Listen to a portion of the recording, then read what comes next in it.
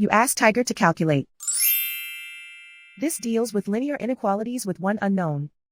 The final result is x greater than 6/25. Let's solve it step by step.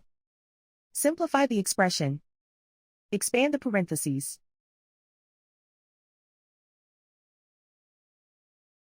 Simplify the arithmetic.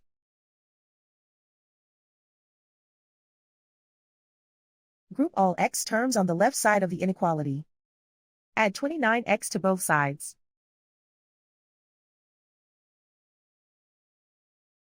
Simplify the arithmetic.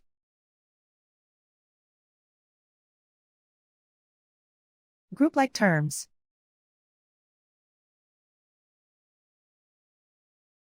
Simplify the arithmetic.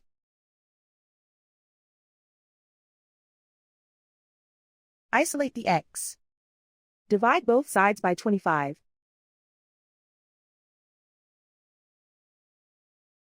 Simplify the fraction.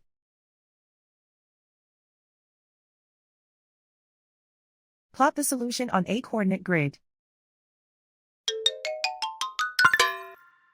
And so the final result is x greater than 6/25.